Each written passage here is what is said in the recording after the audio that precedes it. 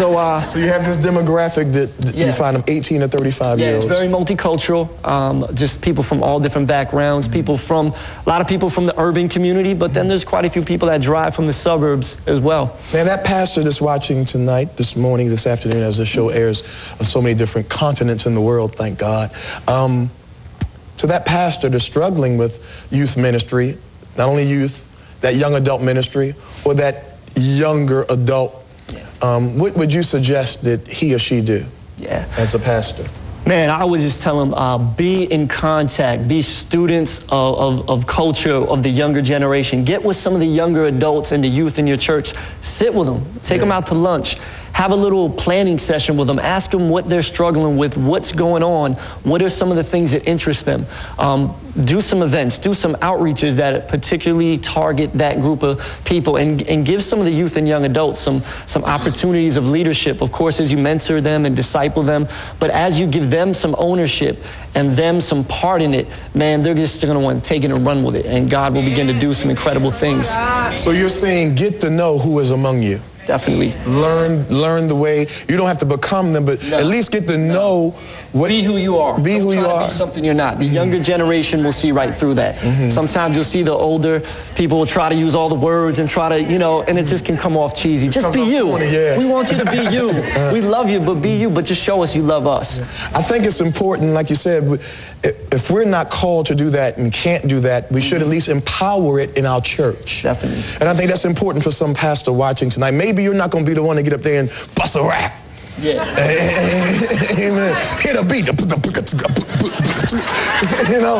But you can empower it in your church, because you don't want that demographic group neglected in your church, because if they're neglected, they end up in the street, or they end up in the secular club, or they end up on the corner selling drugs, or they end up pregnant out of wedlock. So I agree it is that we have to empower those in our church.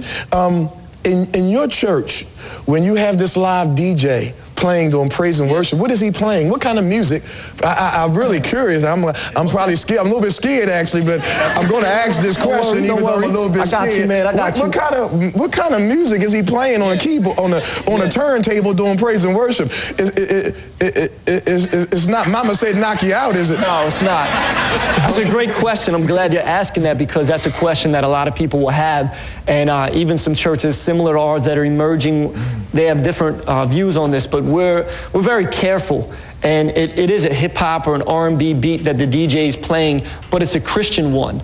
Or it's an original one that someone in the congregation, we have a lot of producers that made in their studio or whatever. Our worship team writes a lot of original songs. We do a lot of songs you probably do in your church, but they're remixed. But the music itself, we're not using a secular beat that's being played on the radio or being played in the club, because if you do that, it can bring a different spirit into the house. We've seen it happen, because when we first started doing that in the youth ministry back almost a decade ago, we did spin a few secular beats we learned by error.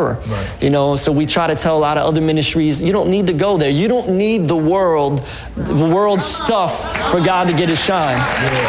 Sometimes we think that we need that. Now, stylistically, it has that hip-hop flavor, no doubt, but it's not taking their thought back to, ooh, I remember that song, or, oh, I heard that song the other day. No, it's something that's original, that's brand new, and, we keep it like that. So you don't play anything to take me back to the club? Nope. Oh, yeah!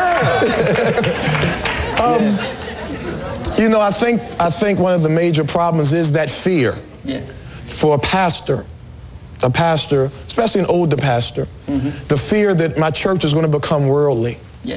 My church is going to be filled with whatever, just a stereotype, and an unwillingness to embrace new things. And I think this is really why you're on the program tonight, to liberate somebody's church, to liberate somebody's youth ministry, to liberate somebody's young adult ministry, because your church, according to Outreach magazine, was labeled the 13th most innovative church in America.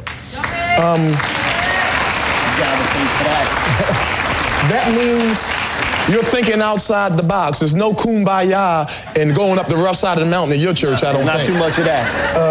And I think that won't minister really effectively to the age that we're in. There was a time for that, going up the rough side of the mountain. We cannot kill that. We cannot say that was unnecessary, but we have to recognize the times that we're in. And I believe it's important, as Pastor Isaac and Apostle Ron were talking about, that shift and making that switch and stepping into who we're supposed to be.